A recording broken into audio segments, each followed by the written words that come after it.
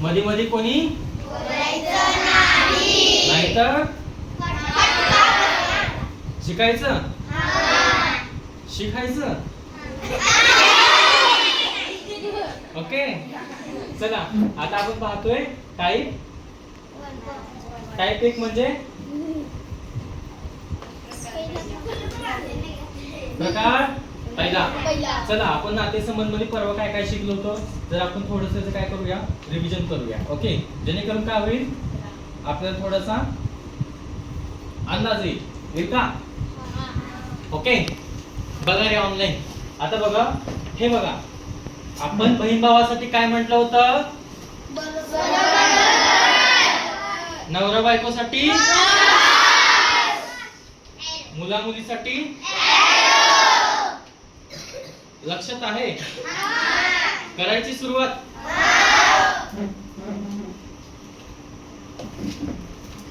बघा आपल्याला तिथे डॉट आहे ना, त्या डॉट पर्यंत काय करायचं आहे, फक्त तिथे रेष मारून घ्यायची, बरोबर का. फक्त एवढं सॉल्व्ह करायचं. ओके चला माझ्या मागून, अजिबात म्हणायचं नाही. ए आणि बी हे दोघे काय आहेत, कोणतं चिन्ह आहे भावांसाठी, लिहू का.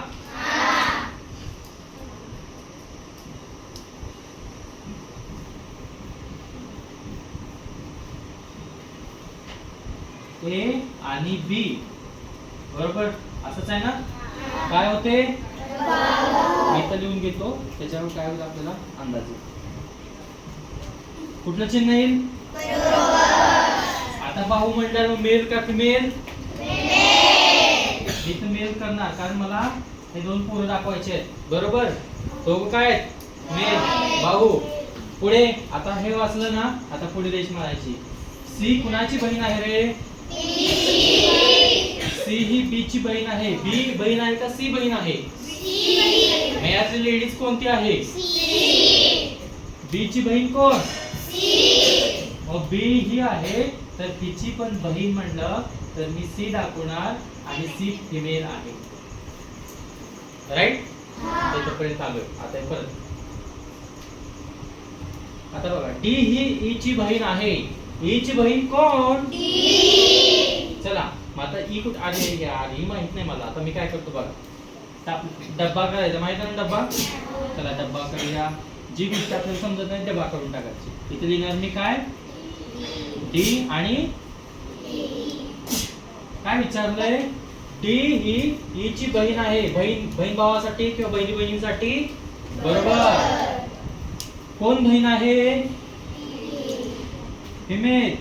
आता ही डी मेल आहे की फिमेल आहे माहित आहे का, फक्त बहीण असेल. जर पोरगी असेल डी त्याची पण बहीणच होईल, जर पोरगा असेल त्याची पण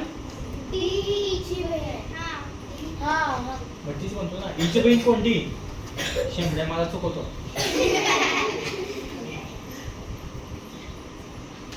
कन्फ्यूज बी कन्फ्यूज.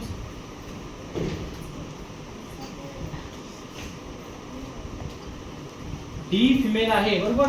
मग ई काय आहे, आय डोंट नो, माहित नाही. त्याच्यामुळे मी काय करणार बघा, आता त्याच्यामुळे मी काय करणार की फिमेल आहे का मेल आहे, आय डोंट नो. फिमेल तर असून किंवा फिमेल तर अशी, माहित नाही. ओके माहित नंतर पुढे वाचायचं. ए चा मुलगा हे कोण, ए चा खाली मुलगा असतो, वर मुलगा असतो. आई वडिलाचं मुलं आई वडिलाच्या खाली असतात. मग ए चा मुलगा कोण आहे, ई मुलगा आहे म्हणजे काय जेंडर आहे, समजलं. आता हा तसं मांडू द्या. ई चा संबंध आहे नाही तर डी आहे. डी कोण आहे रे, एवढं समजलं.